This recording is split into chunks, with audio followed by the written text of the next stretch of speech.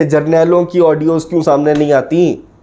खाली जज, ब्यूरोक्रेट, सियासतदान, सहाफ़ी हमेशा ये क्यों ज़लील होने के लिए इनको चौकों चौराहों की शहरों के अंदर सड़कों के ऊपर इनको नंगा किया जाता है, इनकी शलवारें उतारी जाती हैं। बड़ी ख़बरों की बड़ी डेवलपमेंट्स है। अभी एक प्रेस कॉन्फ्रेंस होगी थोड़ी देर तक, जब मैं वीडियो जब ये अपलोड हो रही होगी आपके सामने आएगी, तब तक शायद हो गई हो, तब तक मैं इसको बाद में रखता हूँ। इस टॉपिक को बाद में इसके ऊपर बात करेंगे। इससे पहले जो बड़ी डेवलपमेंट्स है मैं ज़रा उसके ऊपर आ जाऊँ, उनसे आपको आगाह करना बड़ा ज़रूरी है। शेख साहब को कहीं से वही नाजिल हुई है और शेख साहब ने एक ख़त भेजा है सदर मुमलिकत को। शेख साहब ने मुतालबा किया है कि वज़ीर-ए-आज़म शहबाज शरीफ से आप वोट ऑफ कॉन्फिडेंस लें। एक मरासला भेजा है। अब ये नहीं पता कि शेख रशीद साहब को किसी चिड़िया ने आके कुछ बताया है, कहीं से फ़ोन आया है या फिर उनकी कोई छठी हिस्स ने उनको कुछ कहा है, लेकिन सिचुएशन बड़ी इंटरेस्टिंग है। इसलिए इंटरेस्टिंग है, आपको याद होगा एक हफ़्ते पहले एक वफाकी वज़ीर एक एक्सीडेंट के अंदर वो ज़ाहिर है वो जाँ बहक हो गए थे उसके अंदर। तो उसके बाद एक शख्स की मज़ीद कमी हो गई है जो हुकूमती बेंचेस थे उसके अंदर। अब हो सकता है कोई एक आधा बंदा, दो बंदे और, मगर पाकिस्तान तहरीक इंसाफ ने इस एक साल के अंदर मैनेज कर लिए हुए और वो वज़ीर-ए-आज़म को वोट ऑफ कॉन्फिडेंस के अंदर वोट देने के लिए वो नाराज़ी हुए किसी और जमात से भी, तो ये हुकूमत टॉपल हो सकती है आज के आज। अगर जब भी वोट ऑफ कॉन्फिडेंस के ऊपर वोटिंग हो तो ये बड़ी इंटरेस्टिंग सूरत हाल है। अभी आप बेशक कह सकते हैं कि हाँ वो एक वोट के ऊपर खड़ी है, लेकिन याद रखिएगा जिस दिन वोट ऑफ कॉन्फिडेंस की या वोट ऑफ नो कॉन्फिडेंस का मोशन ऑन टेबल आ जाए, उस दिन से सियासी चालें चलना शुरू हो जाती हैं। और इमरान खान अब सियासी गेमों का माहिर हो चुका है। ज़रदारी भी दूसरी तरफ बैठा है, लेकिन ज़रदारी का पता नहीं चलता कि वो यहाँ बैठा है या यहाँ बैठा है या यहाँ बैठा है। तो अभी भी अगर ज़रदारी गेम करना चाहे तो शहबाज शरीफ के साथ वो गेम कर सकते हैं, जो जिसका बड़ा कवी इम्कान है, ये भी मैं आपको बता दूँ, क्योंकि इलेक्शन के अंदर तो जाना ही जाना है, इलेक्शन से फ़रार नहीं है। तो इलेक्शन में जाने के लिए आपको कोई ना कोई मंजर बेचना है। शहबाज शरीफ के साथ रहकर आप इलेक्शन नहीं लड़ सकते। शहबाज शरीफ को पता है कि वो इस गवर्नमेंट के अंदर बड़े आराम से अगर बाहर निकलना चाहें तो उसका भी कोई रास्ता नहीं है, कोई नैरेटिव नहीं है। वो चाह रहे हैं कि वो अदालत से सियासी शहीद बने, और जरदारी साहब ये चाह रहे हैं किसी तरह शहबाज हुकूमत से अलहदगी इख्तियार करके तो आवाम की आंखों में जो है वो अच्छा बना जाए। तो ये एक पूरा पस मंज़र है जिसका मैंने आपको अभी से बता दिया है। दूसरी बड़ी ख़बर, साकिब निसार की कुछ देर पहले एक ऑडियो लीक हुई जिसके अंदर ज़ाहिर है वो जिस किस्म की गुफ्तगू कर रहे हैं वो कानूनी गुफ्तगू है, वो एक आइनी गुफ्तगू है। अब इसको दो रंग दिए जा रहे हैं। तहरीक इंसाफ के साफ़ी कह रहे हैं कि इसके अंदर कोई मसला नहीं है, ये तो सिर्फ़ एक आइनी मदद फ़राहम कर रहे हैं, कानूनी मदद फ़राहम कर रहे हैं। जो पुराने सुप्रीम कोर्ट के फ़ैसले हैं उसके ऊपर कुछ मदद कर रहे हैं पाकिस्तान तहरीक इंसाफ के वकील की। लेकिन जो दूसरे हलके हैं वो ये कह रहे हैं, जो अपोजिशन है पाकिस्तान तहरीक इंसाफ की, वो ये कह रहे हैं कि ये बाज नहीं आ रहे अपनी पुरानी हरकतों से, जो पहले इन्होंने किया है वही इनकी रविश जो है वो आज भी बरकरार है। ये आज भी अपने आप को रेलिवेंट रखना चाह रहे हैं, इसलिए ये तमाम चीज़ें हो रही हैं। लेकिन कोई इसके ऊपर बात नहीं कर रहा कि ये ऑडियो लीक क्यों हो रही है। साकिब निसार का इसके ऊपर जवाब आया है, वो मैं आपको ज़रूर जो है वो इस वक्त पढ़ के सुना देता हूँ। दूसरों की निजी गुफ्तगू टेप करके अपने सयाह कारनामों पर पर्दा नहीं डाला जा सकता। कोई कानूनी राय ले तो देता हूँ। यह जवाब है साकिब निसार का, चीफ जस्टिस साहब का। और ये बड़ा जवाब काफ़ी है उनके लिए, जिसकी मैं बात कर रहा हूँ कि इस बारे में कोई बात नहीं करता कि ये ऑडियो लीक्स क्यों हो रही हैं, लेकिन इसके ऊपर बड़े मज़े का एक पहलू उठाया है। आपको भी मज़ा आएगा सुनकर, मैं आपको सुना देता हूँ। मुस्तफ़ा नवाज़ खोखर ने इसके ऊपर एक पॉइंट उठाया है, वो मैं इंग्लिश के अंदर अगर आपको बता दूँ पहले थोड़ा सा कि why is that the recordings of generals never emerge more than often politician bureaucrats जजेस and journalist are the victims.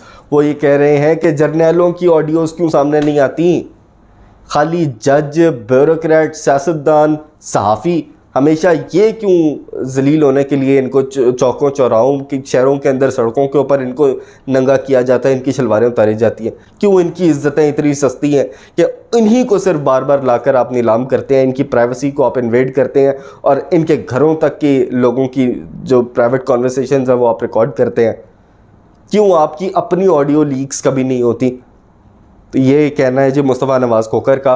और and yes he has a valid point, इसके अंदर कोई शक नहीं है कि अगर आज तक हम देखें तो मरियम नवाज़ से इस सिलसिला, इमरान खान से इस सिलसिला शुरू हुआ और उसके बाद हर सियासतदान, हर ब्यूरोक्रेट, यहाँ तक कि प्राइम मिनिस्टर को नहीं आपने छोड़ा, प्राइम मिनिस्टर तक की ऑडियोज़ इन्वेड हुई। पुरानी ऑडियोज़ आप देख लें, वज़ीर आज़म हाउस इमरान खान के दौर की ऑडियोज़ निकलती रहीं, बनी गाला के दौर की निकलती रहीं, अभी वज़ीर आज़म की ऑडियोज़ जो हैं वो यहाँ से निकलती रहीं, शहबाज शरीफ की, मरियम नवाज़ की जाती उम्रा से ऑडियोज़ निकलती रहीं। तो ये तमाम चीज़ें, ये क्या क्या बनाना क्या चाह रहे हैं? इसको ऑडियो रिपब्लिक बनाना चाह रहे हैं आप, वीडियो रिपब्लिक बनाना चाह रहे हैं, लीक रिपब्लिक बनाना चाह रहे हैं, जहाँ पर सिर्फ यही एक धंधा रह गया आपके लिए। दूसरी तरफ आए तो वहाँ से जनरल बाजवा के बारे में ये इंकशाफात हो रहे हैं कि जी इनसे तो इंडिया के ऊपर हमले नहीं होते थे। जाहिर है जब आपका सारा ध्यान ऑडियो वीडियो लीक्स के ऊपर होगा तो खाक हमने इंडिया के साथ जाकर लड़ना है।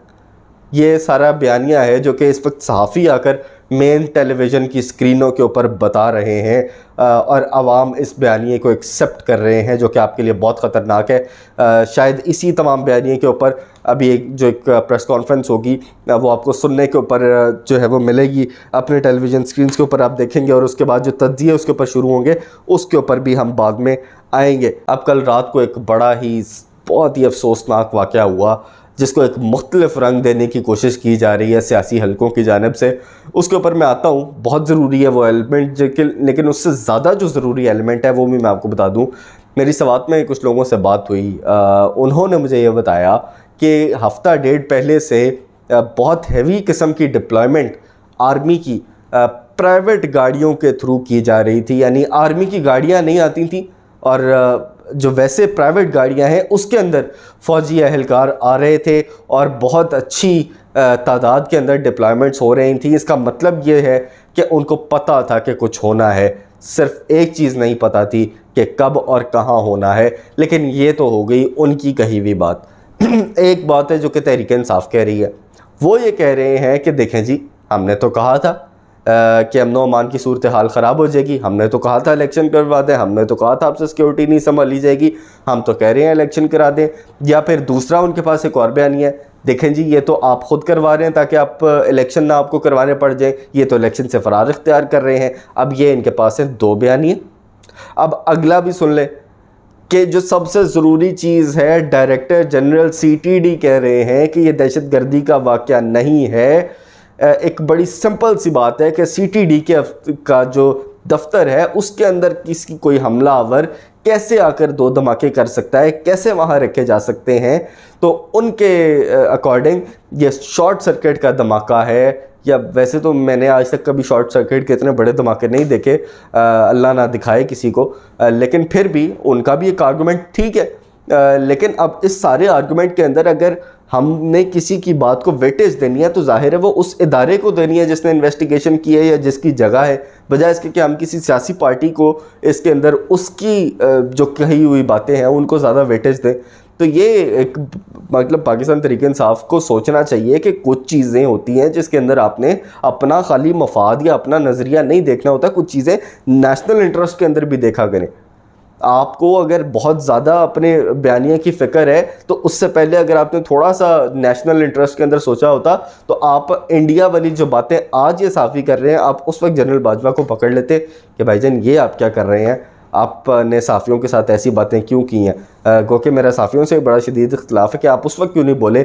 आज जब बाजवा साहब चले गए हैं तो आपको ये तमाम बातें करनी याद आ गई हैं। हामिद मीर, नसीम ज़ारा, इमरान रियाज, ये तमाम लोग जो इनकलाबी बने हुए हैं, पहले इनकी ज़बानें क्यों बंद थी। और इमरान खान को इस बात के ऊपर क्यों उनका कोर्ट मार्शल याद नहीं आता कि जब इस तरह की बातें आती हैं कि बाजवा साहब जो है वो डर रहे थे इंडिया के ऊपर अटैक करते वक्त, आपको सिर्फ इस बात के ऊपर कोर्ट मार्शल याद आता है कि उन्होंने सियासी मुदाखलत की।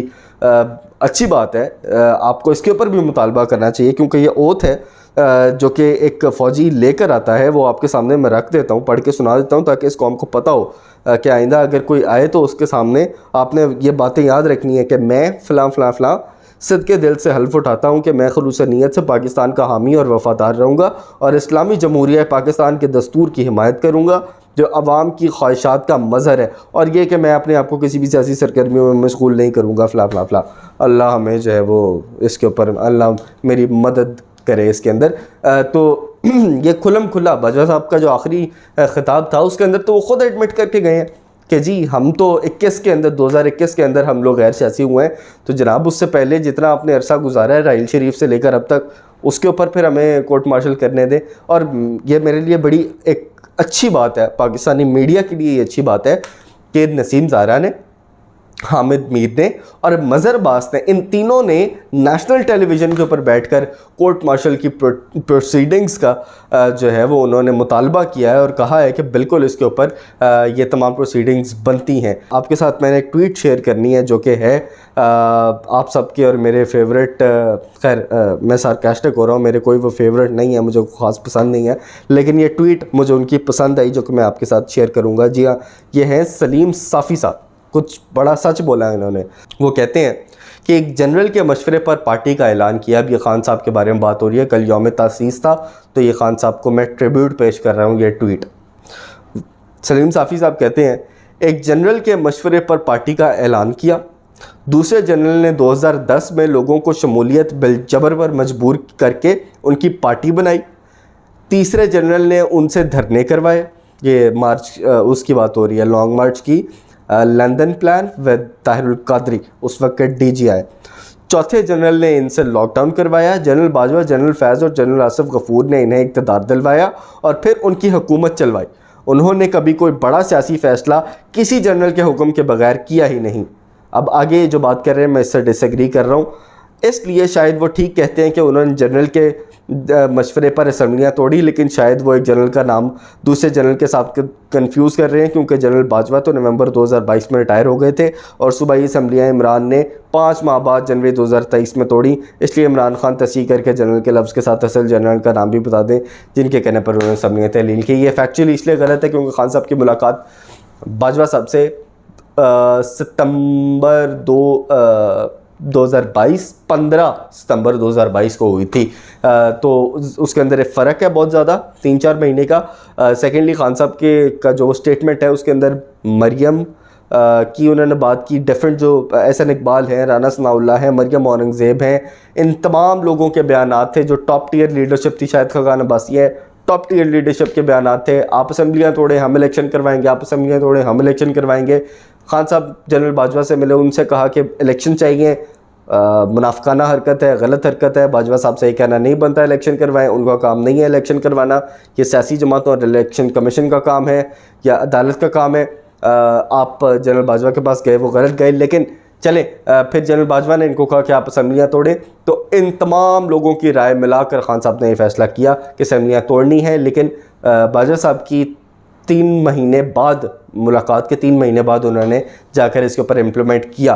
गो के मैं ये समझता हूँ कि इन तमाम लोगों के अंदर अगर किसी की उन्होंने सबसे ज़्यादा मानी है तो वो जनरल बाजवा ही थे।